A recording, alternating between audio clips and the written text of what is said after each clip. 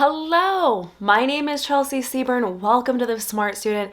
This channel is all about helping online college students in their online college programs. Today, I'm going to be talking about how to write an annotated bibliography formatted in APA 7th edition. I'm going to start with what it is, why it matters, and then I'm going to walk you through a real example and show you the proper formatting and the 3 different types of annotations.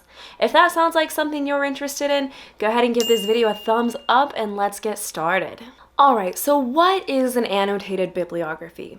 Well, an annotated bibliography is one of those abstract assignments that I feel like always trips up college students, but it's not as complicated as you would think. So let's break this down.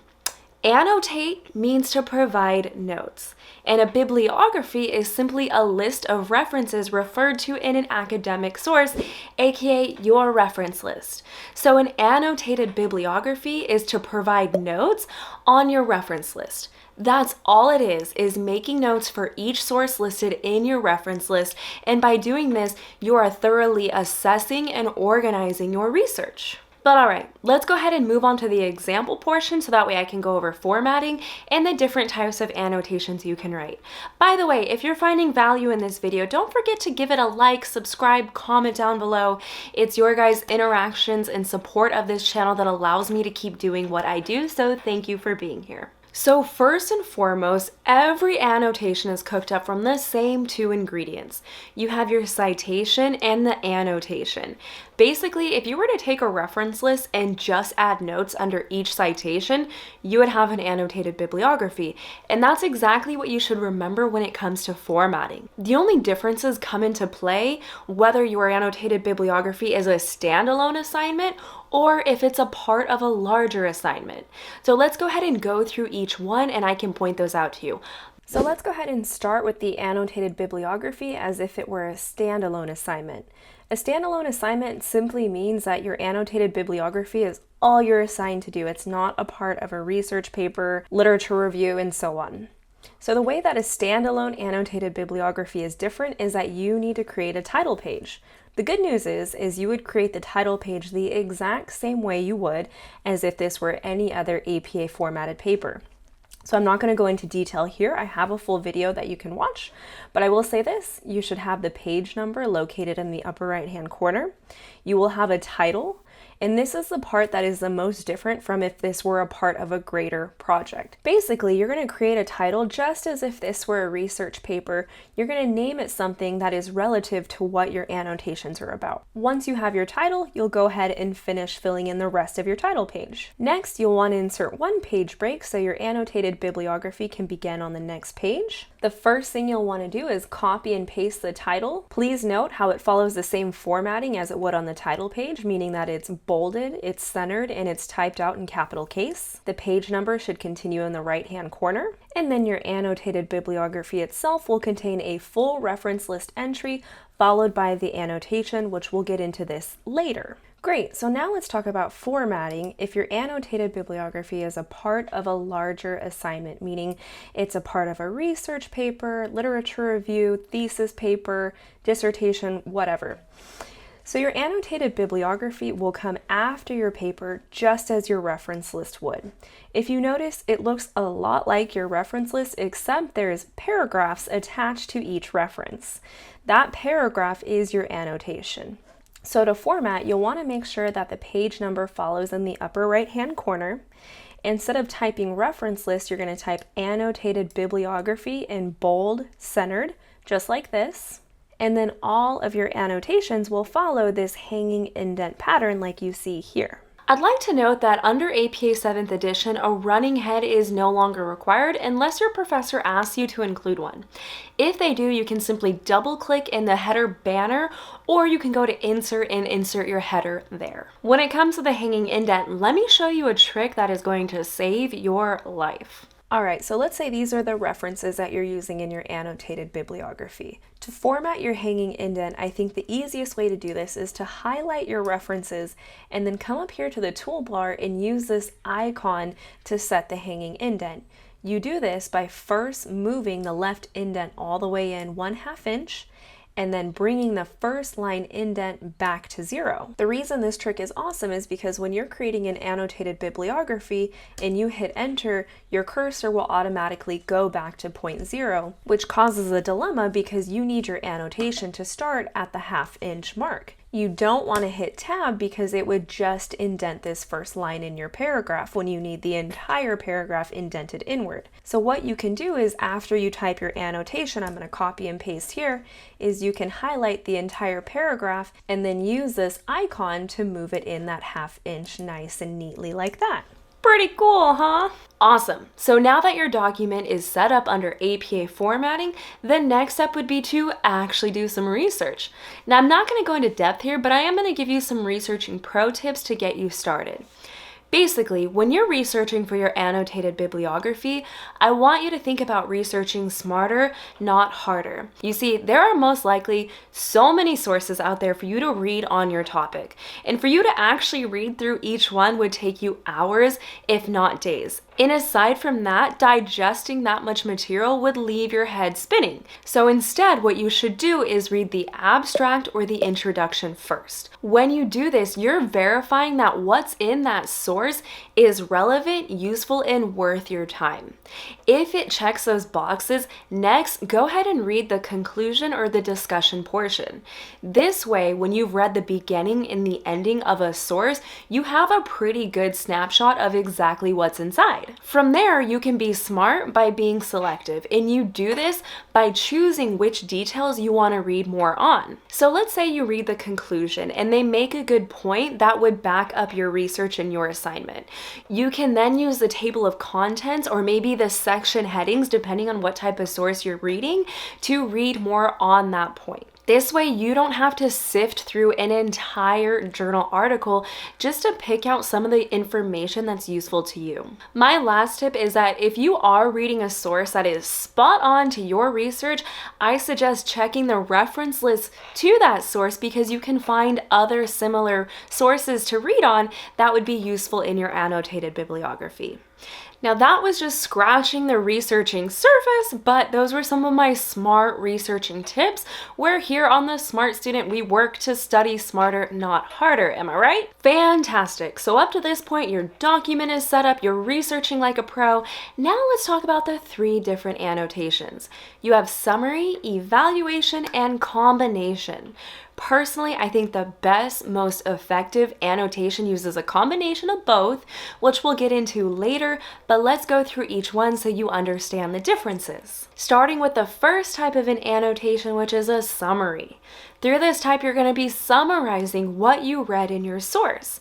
When you do this, I suggest focusing on conclusions that were drawn and observations that were made. A few different ways you can approach this is by assessing strengths and weaknesses. You can outline the main arguments. You can discuss the main themes, the theories that were talked about, or the methodologies that were used. Now, it's really important to note here that when you're summarizing, that you are paraphrasing, meaning that you are writing things out in your own words, not copying and pasting the author's words, either verbatim or even with a few words changed. If you need help with either of those, either creating citations or how to paraphrase, be sure to check out these videos right here. But for now, I will say this when it comes to paraphrasing. So I have these few simple steps that I suggest doing, which is read the source, reflect on what you read, put the source away, and then write a summary about what you just read. For extra brownie points, you can always compare the two side by side when you're done writing your summary to make sure that nothing sounds too similar and that you grasp the concepts correctly and took away the right main points. But moving on to the second type of annotation, which is an evaluation. An evaluative annotation will still summarize the main points and conclusions. However, it's going to take this a step further by also assessing and critically evaluating them. When you do this, you're checking that the source is accurate, relevant, and composed of quality research and findings. And aside from that, one of the most important things you're looking for when you're evaluating is that you're trying to evaluate where this research fits into your research. In other words, why is this source relevant and useful to you and your topic? One of the easiest ways to do this is to compare this source to your other sources that you've already used. So for example, what's different about it? Why is this source different from this one? Are they looking at your topic from a different angle? Did they make a point that you agree with? Did they make a point that you disagree with and you'd like to dispute? It's important to decipher between the differences of each annotations because each annotation serves a different purpose. And when you know what those purposes are, that's how you're going to plug and play them into your larger assignment later. So let me briefly explain what I mean. Here's the 3 annotations I've chosen as an example. Now, this annotated bibliography, all of these sources are researching the topic of the effect that dieting has on mental health. In this first annotation, this source is demonstrating the problem. So this is backing up my thesis statement by identifying the problem. In this next annotation, this source is suggesting a solution. So while this one is about a problem, this one is a solution to that problem. And finally, this last one talks about a story of someone who experienced problems with their mental health because of dieting. So the purpose of this annotation is to provide evidence on the problem. So as you can see here, we have an annotation that is a problem, a solution, and evidence. When I go to write my paper later, I can use each annotation by plugging them and playing them into my paper depending on what they're about. All right, moving on to the final type of annotation, which is a combination. A combination of what? Well, you probably guessed it, a combination of summarizing and evaluating. Personally, I like to use a 70-30 rule where I use 70% for summarizing and 30% for evaluating in my annotations. The reason I suggest summarizing for 70% of your annotation is because the purpose of that annotation is to help you later on in your writing. Therefore, I find it is much more useful to have more information about what is actually in that source, rather than an evaluation of why it matters. You see, that evaluation is just there to remind you why you chose this source, where it fits into your research, and how it's relevant to your study. So I find that 30% for evaluating is plenty because it's essentially just a memory refresher for you. Now, I will disclaim real quick that if your professor asks you for anything that I'm not mentioning in this video, please follow their instructions first. If they want a full evaluation, give them a full evaluation. But anyways, the last thing I'd like to do is compare an annotated bibliography to a real-world example to clear up any lasting confusion you might still have. So, when you buy something new, let's say something expensive like a brand new laptop, when you go through that purchasing process, I promise you're doing an informal annotated bibliography in a way. So when you go to Amazon and you read about different laptops and you read about the reviews and all about the different products, you're making mental notes about those different laptops, which is essentially making annotations on different sources. Now, let's say you narrow down to a MacBook Pro and from there you go to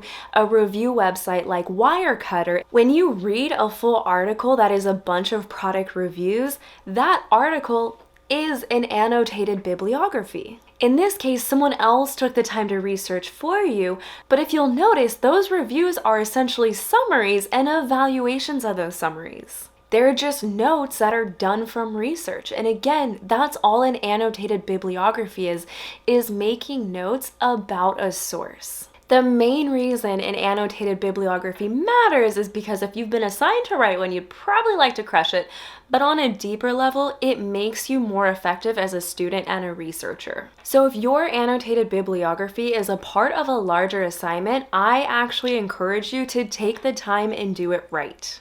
You see, I'm not a professor, so I have no problem saying when an assignment is just tedious. An annotated bibliography can feel tedious, but it actually serves a real useful purpose. Anyways, friends, if you're still here right now, thank you so much for watching and supporting this channel. I say it every single time, but it's you guys, your support, which allows me to keep doing this, making videos for you. By the way, if you want to become a part of the Smart Student community, there's a link down in this description to my Facebook group. Go ahead and click that, join in. I'd love to have you there. But as always, don't forget to give this video a big thumbs up, share it with your friends, and of course, subscribe for more videos like this every week. Thank you.